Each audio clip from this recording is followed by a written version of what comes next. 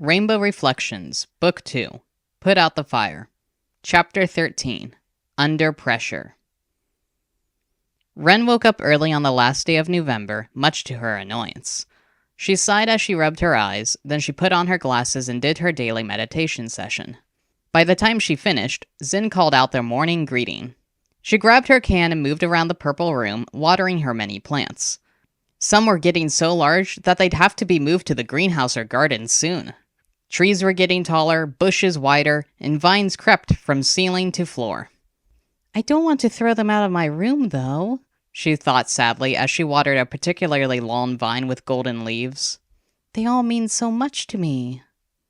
Ren sighed again and moved to the small potted cacti on her windowsill. She stared at them for a long moment, forgetting if she had watered the plants the previous day.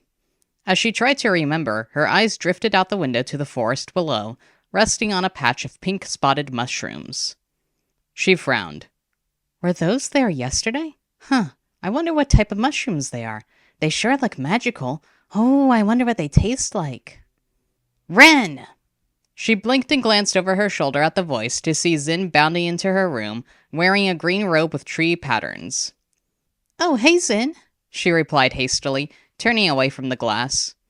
Are we gonna search the ship again today? Xin asked, sliding to a halt in the center of the plant-filled room. It's Triz Day, she reminded them. We won't have any time to look. Or you might, after magic studies, but I won't be able to skip classes again. Oh, yeah, Xin murmured in disappointment. Don't worry, we'll search more tomorrow. With all the progress we've been making, I'm sure we'll finish checking each book this week. Ren encouraged them, though her heart ached as she thought of Xin discovering the paperwork at last. I just want to find it already, Xin uttered. My magic was a complete flop yesterday. So you've said. Xin's eyes glazed over, then they shook themselves. Well, hopefully we find something soon. Why don't you ask Dad? Ren queried for the 100th time. I'm sure he'd remember where he put the paperwork, or at least what the name of the orphanage is. Xin snorted. Are you still mad at him for the referral? They didn't respond, their eyes focusing on a bulbous plant instead. Ren sighed and decided not to press the issue, but she hated how distant Xin and Hyaktu seemed lately. She'd hoped that their search of the ship the entire past week would get Hyaktu's attention, or that Xin would give up and ask Hyaktu. Yet Hyaktu was busy with the academy and did not notice his kids neglecting their homework until the last minute. Xin was also too stubborn to go to their father for help, despite serving detentions with him. Ren worried that Xin was wanting to look for the paperwork for more than their odd magic connection. What if they want to look for living relatives? And if they stay mad at Dad? The bell rang, signaling the start of breakfast and pulling Ren from her dark thoughts. Surprised at the time, the twins hurried from Ren's room to the family room. They pulled shoes on over their fuzzy socks, then rushed from the tower to the cold courtyard. The weather was growing more frigid, the air bitingly crisp. Some garden plants had lost all of their foliage, leaving bare branches to rattle against each other in the chilly winds. It hadn't begun snowing yet, but Ren was sure that would change very soon, as the first day of December marked the start of winter.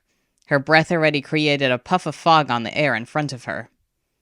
A long line stretched from the counter to the back wall of the eating hall by the time the twins arrived. They stood at the end, and Sorella soon joined them, always one to get up late. They grabbed their food to find all the tables had students sitting at them. The trio therefore joined Mint's table and spent breakfast chatting about food. When the bell rang again, they left Mint and went to magic studies, the wind nearly knocking them off their feet on the way. Khurshid was the only one teaching the class, Hyaktu not showing up the entire lecture. By the time the end of class arrived, Ren hurried to the front desk. Mr. Jihan, where's Dad? Ren asked as she approached. The lanky teacher was placing his backpack on his shoulders, ready to follow the second years from the magic studies to the magic channeling classroom. He frowned and merely said, Just dealing with some school stuff. What kind of school stuff? Ren asked, switching to telepathy. Khurshid didn't answer as he headed for the door. Ren wondered if her message went through, as she always had a difficult time using telepathy outside her family. But she also had a feeling that he had ignored her on purpose. What do you think Dad's doing? Ren asked Xin, who held the door open for all the students to walk out. I don't know, but I'm gonna check the ship. I'll try to get another shelf done, then we'll only have 3 more shelves to go. Okay, good luck. Ren watched Zin bound across the courtyard, wondering if they'd find anything. She joined the other second years in the next room over, where the class practiced channeling magic in groups. I haven't found anything yet, Zin's voice echoed faintly in Ren's head soon after the bell rang for the class's end. I'm gonna keep looking, even though it's no fun without you. Okay, Ren replied with a shrug. What are you shrugging at? Sorella scoffed as they exited the magic channeling classroom. Oh, just Zin, Ren replied hastily, linking arms with her girlfriend. Sorella snorted. What did they say? Ren bit her bottom lip, hesitating. The twins hadn't told Sorella anything about looking for Zin's adoption papers, as Zin wanted to keep it a secret. Ren would tell Sorella that they were practicing meditation or doing art together, 2 things Sorella did not enjoy, nor would join in on. Fine, keep it a secret, Sorella grunted. I don't care. Ren blushed and made no reply. She squeezed Sorella's hand, drawing little warmth from it in the cool air. They walked through the garden and made it to the greenhouse, the heat hitting them as soon as they entered. Ren and Sorella took off their winter robes, hanging them on a nearby tree branch like the other second years. The branch curled inwards, clutching the clothing tightly like gifts it did not want to lose. I wonder what we'll be doing in plants today, Ren said. I hope it's nothing complicated, Sorella huffed. Last week was a nightmare. Yeah, that was definitely the scariest class we've had, Ren chuckled uneasily, thinking back to the previous Triz Day.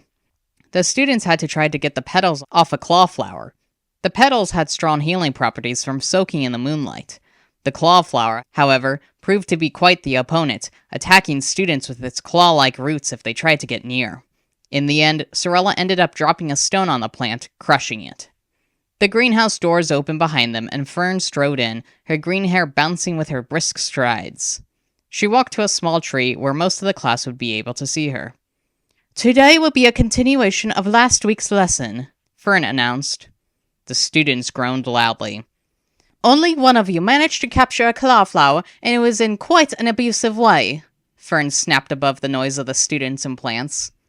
Abusive? Sorella scoffed in an undertone to Ren. It's a plant. It doesn't care if I drop a rock on it. Well, I wouldn't want you crushing my plants either, Ren pointed out. You may choose your partners this week instead of working in your elemental groups, Fern went on. Perhaps if you combine your elements, you'll have more success. Guess we get to work together, Ren said, clutching Sorella's arm and resting her head on the girl's shoulder. Sorella huffed in pretend annoyance, though Ren could see the corners of her lips lifting. I want 5 groups of 3, Fern said. Get to work. Ren and Sorella glanced around. Ren tried to wave over Raimugi or Murneo, but the two were already teaming up with Frost. The Jade triplets moved towards one another, despite bickering most of the time. Midnight got in a group with Alkmaar and Tulasi. Ale, Ronael, and Meadow reluctantly went with each other. That left C3. Why do we always get stuck with him? Sorella hissed to Ren. Ren shrugged in reply as the boy walked over. Let's get this over with, Sorella said with a sigh. Any ideas on how to capture a clawflower? Easy. Lay a trap for it, C3 said, standing off to the side awkwardly. If it was easy, why didn't you capture it last week? Sorella jeered. We tried, Ren told her. But Murneo tripped and set the trap off early, getting stuck in it instead. Then our flower went up a tree, out of reach. Sorella stared at her blandly for a long moment. You're an air magician. You couldn't blow it out of the tree? Not from our angle, C3 said. I am confident my trap would have worked if it wasn't for Murneo being so clumsy. Are you suggesting we try it again? Sorella grunted. Ren shook her head before he could reply. It was a good idea, she said apologetically to C3. But we have an earth magician who needs to take part too. We'll have to come up with a new trap. Or we can just go for it, Sorella pointed out. Who cares about setting up some elaborate trap? How's about we find one first? Ren suggested. Before anyone could respond, Ren slipped her hand into Soralla's and pulled her away. The trio therefore headed for the back of the greenhouse, where wooden steps led up to the walkways on each level. The Clawflower liked to be as high as possible so it could be close to the moon. Going up the stairs until they reached the 4th floor walkway, which went around the perimeter of the greenhouse, they saw the other second years were already working. 2 groups chased Clawflowers and the other 2 searched for their own. "Let's try over there," Ren said, pointing to the far side of the walkway, where none of the groups lingered. She led the way, pulling out her wand with her right hand since her dominant was still clutching Soralla's. They soon reached the spot she had pointed to, which was shadowy due to a tall tree stretching to the glass ceiling panels, its leaves draping. This is the perfect place to look for a Clawflower, C3 commented. They love dark places during the day. Perhaps, if we are lucky, this one will be asleep. "Yeah, then we can catch it by surprise," Ren said. "Is that one there?" Soralla asked, staring intensely at a spot high in the branches. Ren squinted her angular eyes, trying to get a closer look. Then she saw it. A flower with light pink petals, which were closed together in a raindrop shape. Beneath the bulb was a gnarled stem, which ended in thick roots shaped like claws. The rough claws were wrapped tightly around the branch of the tree to prevent the flower from falling off as it slept. I have an idea, C3 said, keeping his mismatched eyes on the plant. One of you can get up in the tree and hold down the flower, while the other picks the petals off. I can then use my air magic to pull the petals towards me. "Hey, why do you get to stay out of danger?" snapped Soralla. "Do you want that thing to kill us?" You'd be able to hold it down well, considering how strong you are. C3 pointed out. And Ren has a good way of handling plants. Besides, if you two move slowly and handle the Clawflower gently, it should not attack. Soralla snorted derisively, but Ren nodded. "That makes sense," Ren said to Soralla. "Most plants need a gentle touch. We can at least give it a try." Soralla sighed loudly. "Fine, whatever." Ren used her air magic to help her up to one of the tree branches. The branch was slimy, so Ren ensured she had her hands and feet wrapped around it as tightly as she could before she helped Soralla up. Once her girlfriend was beside her in the tree, the 2 moved slowly across the branch until they neared the Clawflower. "Are you ready?" Ren mouthed to Soralla. Soralla shrugged in reply, watching the flower warily. She shifted closer, reaching out her hands until she had them hovering right beside the roots. Ren touched one of the pink petals with her pointer finger, but the plant did not react. Holding her breath, Ren slid her finger along the petal, but the flower still did nothing. "I got to relax," she told herself, forcing herself to breathe again. After a few seconds of hesitation, in which Ren attempted to loosen her stiff body, she finally plucked the petal from the Clawflower. The flower stirred, but didn't wake, keeping all of its other petals firmly closed. The petal was soon floating through the air towards C3. He caught it and gave Ren a curt nod. She reached for the next segment, removing it with little difficulty. The plant shivered more noticeably this time, but did not attack. Soralla's hand shifted closer to the sharp roots as C3 used his magic to grab the next petal from them. "I need one more." She leaned for the 3rd petal, her hold on the slimy branch tightening as she felt a bit off balance. She took a deep breath and released it, which allowed her to extend her arm further. After a few seconds, she grabbed the next petal. The Clawflower jumped, all of its petals opening up in a curved, almost claw-like position. It hopped towards Ren, its roots outstretched. Soralla reached for it to grab it, but missed and nearly fell off the tree with a yelp of surprise. She clung onto the branch tightly, her eyes wide as she stared at the ground 4 levels below. Ren nearly lost her own grip on the tree as she leaned back, trying to get out of the Clawflower's way. But the flower was soon on her back, its roots stabbing into her shoulder blades. "Ow!" Get the flower off of Ren. C3's voice could barely be heard above her screams of pain. Ren could feel a sharp wind slamming her from his direction, but the flower remained on her shoulders. Tears slid down her freckled cheeks and she gritted her teeth, whining in pain. Blow the flower away, C3 ordered his magic. Air hit her again, nearly knocking her off the tree. She squeezed her knees tightly to the branch, her heart leaping in her chest as she felt the sensation of falling. Though her eyes were blurry and her glasses tear-stained, she could still make out the ground far below her. She felt sick staring down at it. But then something whacked the flower hard, and its grip loosened. It got hit again, Ren holding onto the tree for her life. The flower staggered down Ren's back until it was hit a third time, losing its grasp completely. It fell through the air, unable to grab the branch as it went. Ren closed her eyes as it hit the ground, knowing how close she had come to sharing the same fate. "Ren, are you okay?" Sorella asked urgently. Ren could feel the girl's hand on her shoulder, but kept her eyes tightly shut. Her heart was still racing, the blood pounding loudly in her ears. Do you need help getting down? C3 called up to them. "Ren?" After taking several deep breaths to calm herself, Ren opened her eyes. She gave Sorella a small smile, then mumbled, "I think I got it." She sat up straight on the branch, but ensured she still had a strong grip. She then slid closer to the walkway until she was on the branch directly over C3's head. Once she knew she'd be fine if she stumbled off, she used her air magic to help her to the wooden planks. She let out a shaky breath as her feet landed solid, then helped Sorella down with her magic. "That was scary," Ren breathed. "I'm so glad you're up there with me, Sorella." Sorella nodded, clenching her jaw.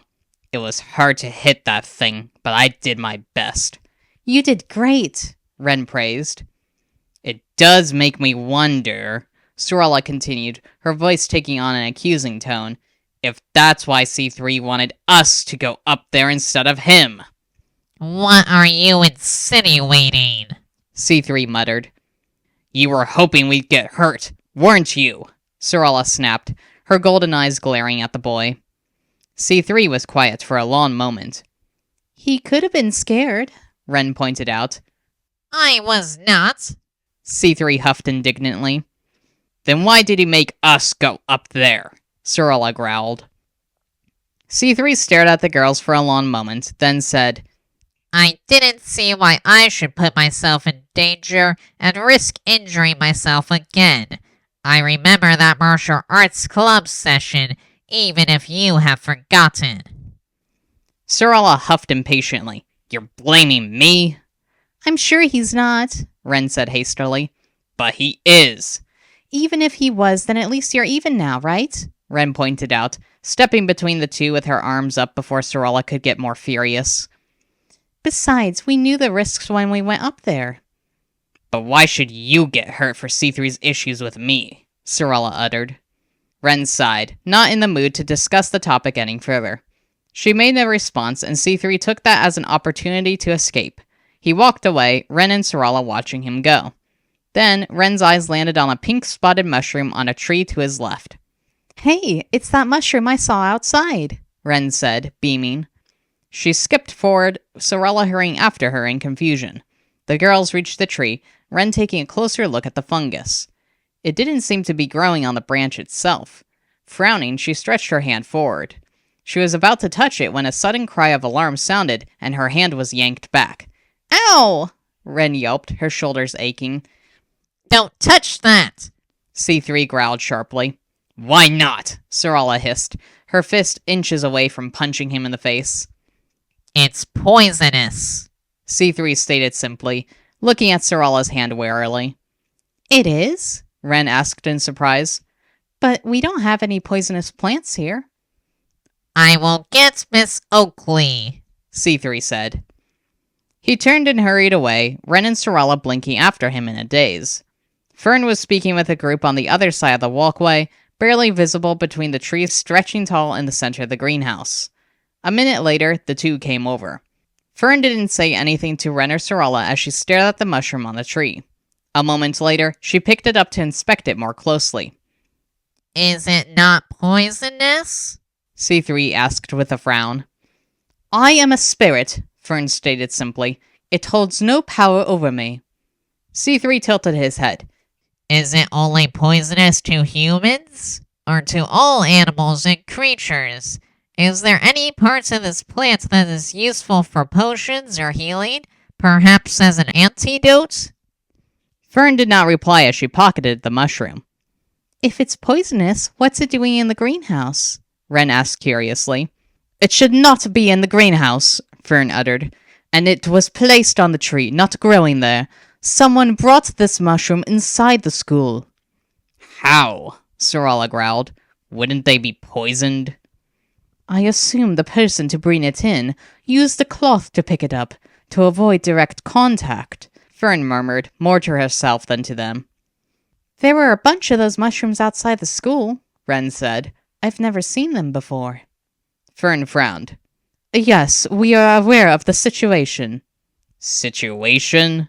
Sorala muttered, her eyes narrowing. Never you mind, Fern said briskly. Did he manage to get petals? C3 held up the 3 petals. Yes, we have acquired one for each of us. Good, Fern replied curtly. We'll need those petals and potions today. Since everyone has succeeded, we will head to the potions classroom early. Come on. Fern? Ren called after the tall teacher before she could walk away. Yes? That plant got me pretty bad, Ren said, and Sorala signaled to Ren's back. Fern stopped in her tracks and observed Ren's shoulders briefly. Ren could feel warm blood seeping down her skin. Get that to rinse off, then put on this balm to avoid infection and close the wound. Try not to be too late to class. Oh, thanks, Ren said, taking the potion that Fern pulled from her mushroom-free pocket. Fern nodded, then headed for the stairs on the opposite side of the walkway. Ren realized that all the other students had already gone back to the ground floor. Ren grabbed Sorala's hand and hurried away, but not before Sorala could snatch 2 of the petals from C3. They headed down the stairs, C3 trailing them.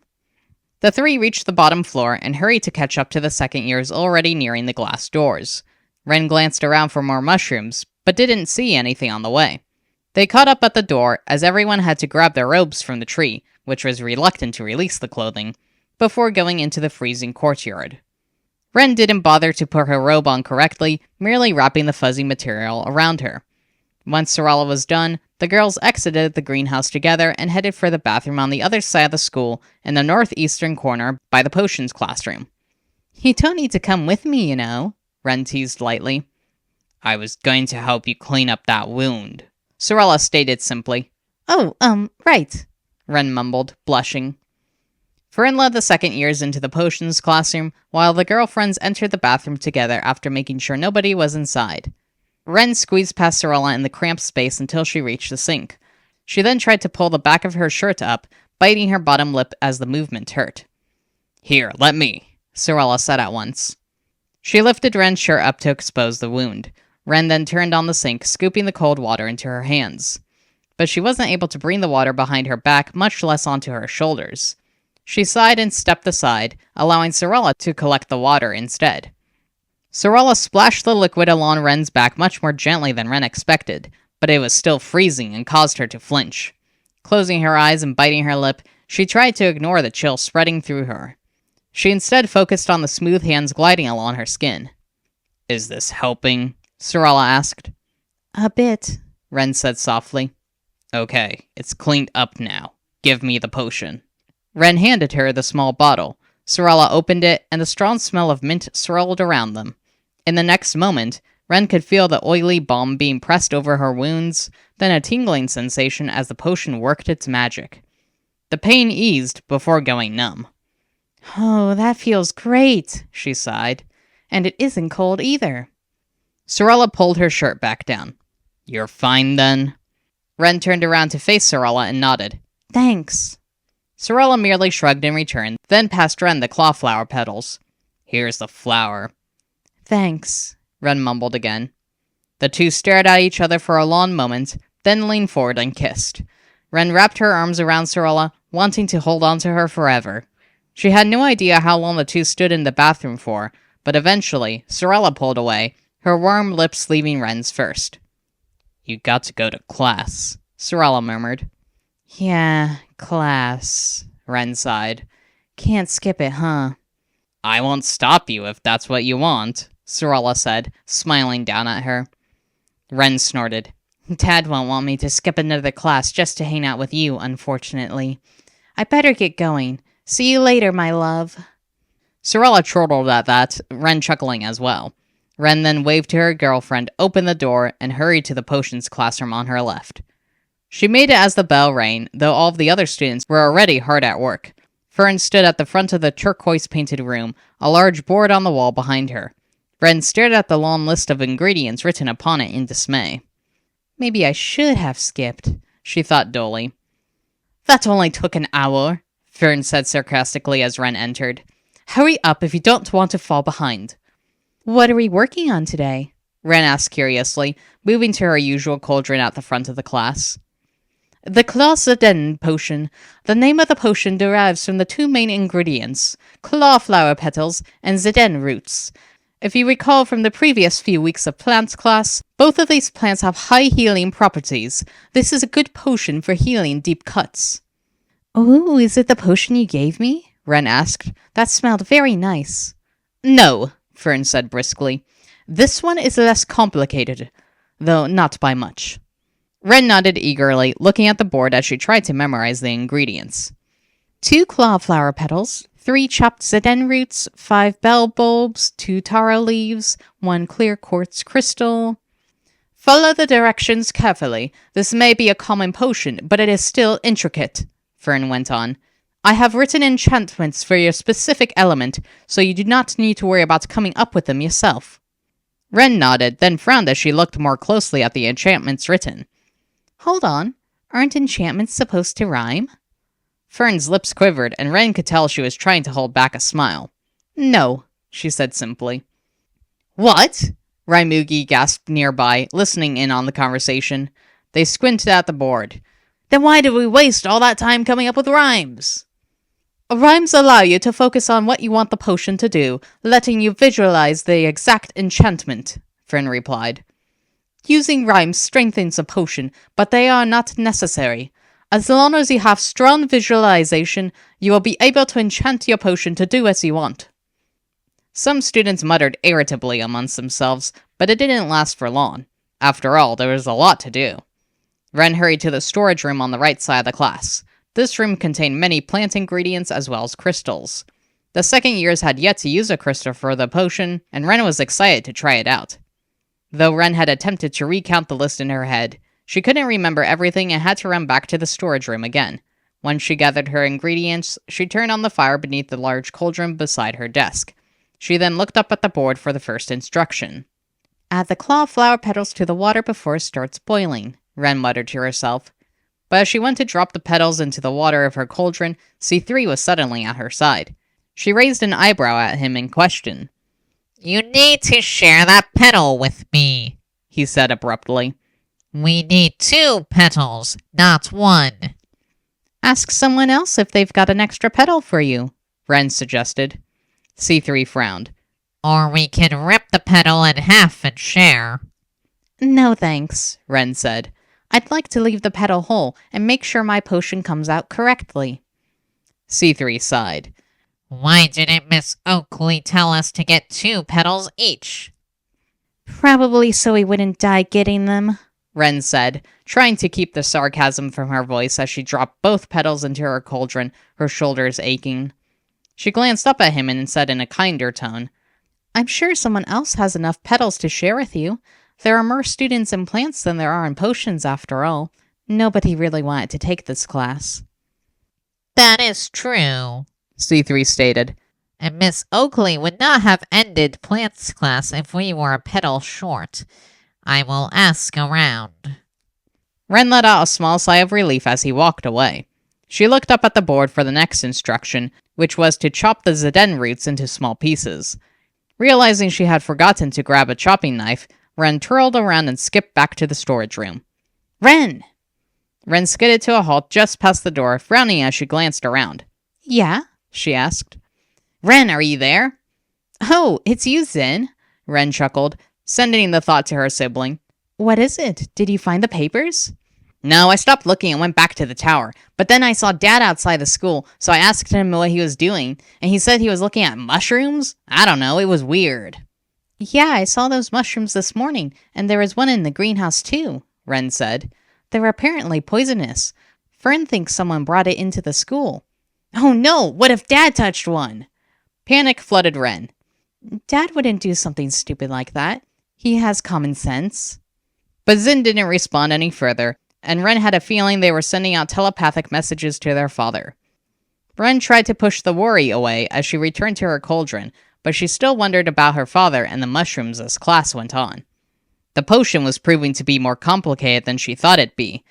She had to stir the potion 7 times in one direction and 5 times the other direction for exactly 12 seconds.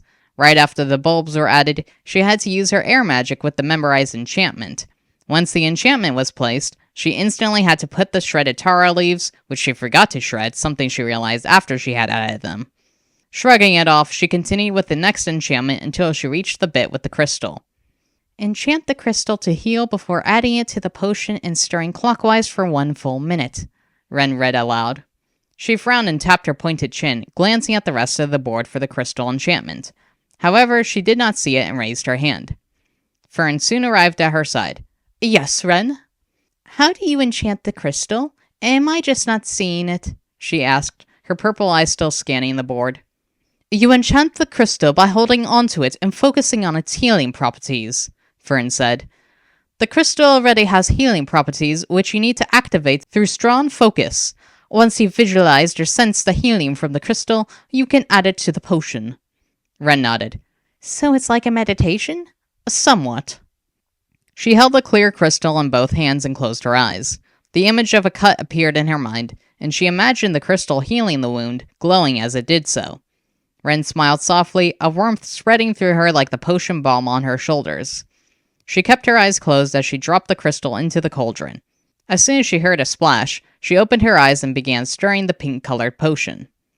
After counting to 60 under her breath, Ren glanced back at the board, hoping the next instruction wasn't to do something immediately after. But it only read, let the potion sit for 5 minutes, then turn off the fire. Ren let out a sigh of relief that she was done. She rubbed the sweat from her forehead and sat down at the desk, leaning back in her chair. After counting to 65 times, she got up and turned off the fire beneath the cauldron. The potion was now a medium pink color. What do we do with our potions when we're done? Raimugi called. Clean up your station, then you may leave, Fern said. The bell rang as Ren cleaned up her desk. She hastily tried to finish, but by the time she entered the eating hall minutes later, there was a long line. Ren! She glanced over to see Zin and Hyaktu sitting at a table. Blinking in surprise but happy to see both of them together, she skipped over, wondering briefly where Sarala was. She sat down at the table across from her father and next to Zin. Dad, are you okay? Ren asked at once. I'm fine, he said, and I'd like to use telepathy for this conversation. What's going on? Ren queried. There were poisonous mushrooms outside the school this morning, which Fern told me you had noticed. She also told me about the one in the greenhouse. Zin and I searched for more inside, but there seemed to be only the one. I'm not sure who might have brought such a thing inside, but I want you to be extra cautious. I've already sent out airmail to each student, warning them about the mushrooms. Do you think it's Kaocat? Possibly. Why would they leave it on some tree at the top of the greenhouse? Zin asked. That's a really random spot. Actually, it's not, Hyaktu noted. Fern told me those mushrooms grow faster in elevated places, so we could have had a whole infestation of them by tomorrow if Ren did not notice it. Good job, Ren. Ren beamed. Anyhow, I've called Jabali, and he'll be here soon to check the enchantments around the school. I've added more to keep those mushrooms out, too. Too bad the frog oils were destroyed, otherwise they could have seen who brought the mushrooms in, Zin commented. Are you going to make more? Jabali is working on it for me, but it takes a long time to carve them so they can move. And enchanting the frog oils while also getting the app to work with the stone is a big mess, too. I don't think they'll be ready anytime soon, but it's on my to-do list. Hyaktu got to his feet. Just be careful, you two. If you see anything suspicious, alert me at once.